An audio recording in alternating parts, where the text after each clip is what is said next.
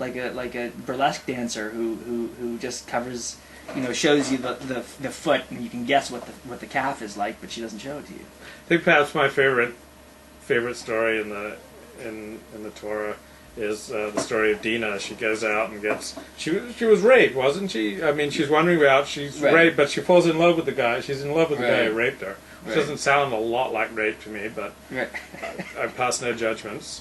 And then Jacob's children say to the community of the rapists, "Sure, we'll join with you and marry with you if you'll submit to circumcision." And then they submit to circumcision, and on the third day, the Israelites pour down on them and wipe them out. Right.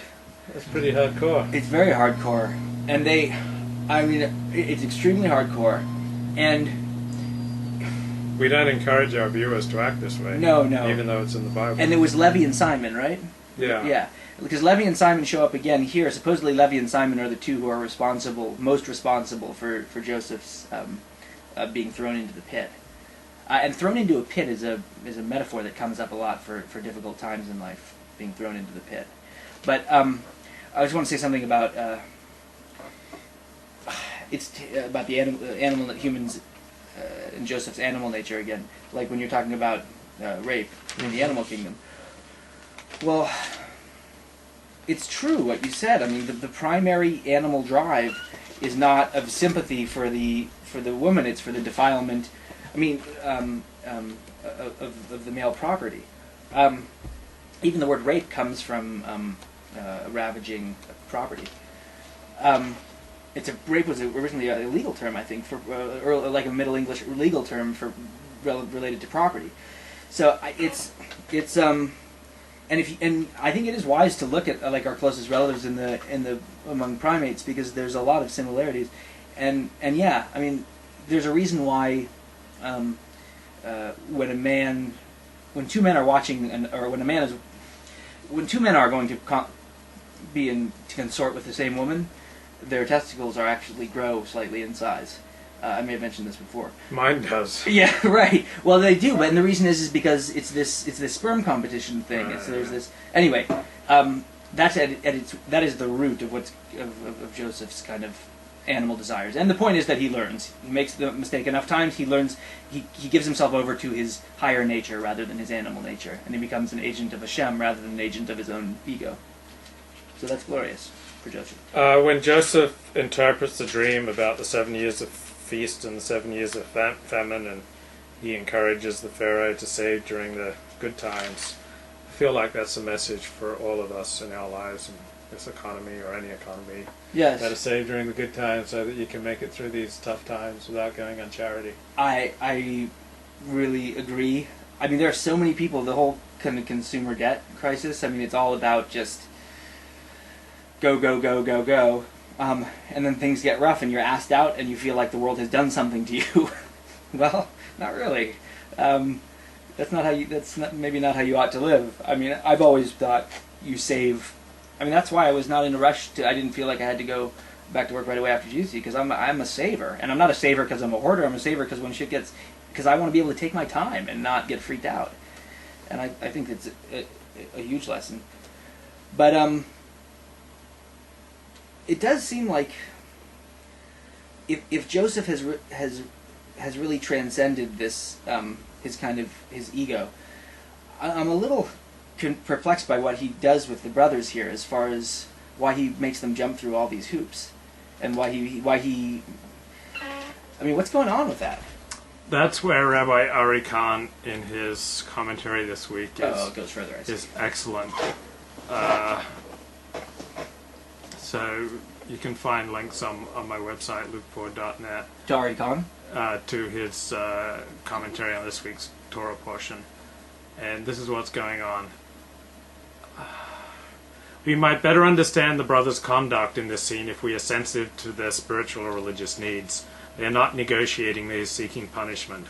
They are consumed with feelings of guilt for a crime they committed many years ago, the sale of Joseph. It is this guilt they express. Ironically, the one brother who is not involved in any way with that earlier episode is Benjamin, which makes his entanglement in this episode confusing. Yeah. Be that as it may, the brothers have perpetrated a crime and they are now seeking punishment. They are prepared to be slaves. Yehuda's words lead Joseph to reveal his identity, bringing the story to its bittersweet conclusion. The family is reunited, but in Egypt, where the slavery will soon begin. Moreover, their guilt in the sale of Joseph hovers over the brothers for the rest of their days. We gather that Joseph was less than overjoyed to see the people who had so mistreated him. He feigns ignorance of their identity and, remembering his dreams, accuses them of being spies. Of course, they deny the charge, yet he repeats it. He insists that, in fact, the brothers are spies. They interject with what seems like irrelevant information, explain that they're all brothers. The easiest explanation is that none of the dialogue makes sense. Joseph has decided to take revenge, and their attempts to defend or explain themselves are futile. Yet everything we know from the preceding narrative, everything we have learned about Joseph's personality, indicates that he is neither impetuous nor whimsical. He is visionary, he considers long-term consequences and implications. So too, when he confronts his brothers, Joseph has a plan. Like a master chess player, he's already thought through all of his moves, their counter-moves, and his endgame. Accusing the brothers of espionage may have been a preventative strike. Joseph is aware that his rags to riches story is well known in Egypt, and he has thought that the only way of preventing his brothers from hearing the details of his miraculous ascent to power. Once he has accused them of being spies, Joseph effectively prevents his brothers from asking the Egyptians, "Who is this Joseph? Where did he come from?" Once they have been charged with spying, such inquiries would effectively prove them guilty, resulting in imprisonment or death. Outflanked, the brothers must now proceed in silence. They cannot ask probing questions about their inquisitor. There's another reason Joseph chooses this particular charge. When he accuses them of being spies, he inwardly wants them to admit that they are in fact looking for something, or more precisely for someone, their brother Joseph. Perhaps what Joseph wants more than anything is to hear these words from his brothers. They are searching for him, just as so many years earlier when Joseph met an anonymous man in the field who asked him what he was looking for. Joseph responded, "I seek my brothers." The words echo and haunt us. Despite all the enmity, jealousy, and hatred, ultimately Joseph is only seeking out his brothers. He hopes that his brothers will ask the anonymous, unfamiliar man who stands before them, "Have you seen our brother?" Aww. Isn't that good? Yeah. That's really something. I don't think the brothers are looking for Joseph. I think he's the last person they want to run into. Yeah. but the idea that he would be holding out hope for that is kind of heartbreaking. Yeah, like they almost killed you, but instead they sold you for slavery, and yet you want them to look for you? It reminds me of a Gordon Lightfoot song I think it's called "Did She Mention My Name?" It's about a guy who goes to a town where there was a woman who he loved, and he's asking questions about the town, asking different people different things, and all he wants to hear is one of them say that the woman had asked about him, but it doesn't come.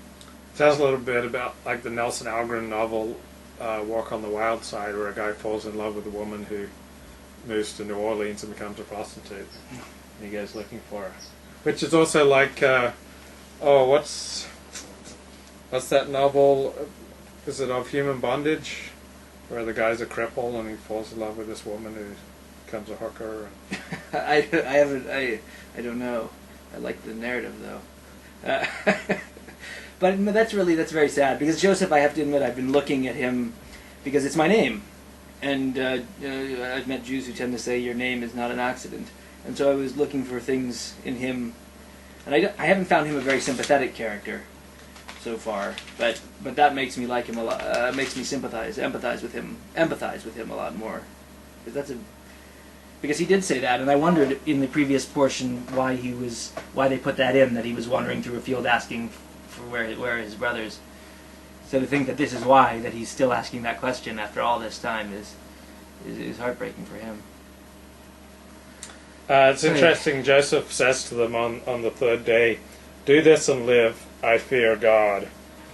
And looking at the commentary, yeah, that jumps out too. So accordingly, I will not keep all of you imprisoned while your families are starving. I'll release most of you home. Right. I mean, I fear God. I read there as saying, look, I'm not lying. I'm not sadistic. I'm not going to kill you or torture you for the sake of it. But it implies that if I didn't fear God, I would kill you.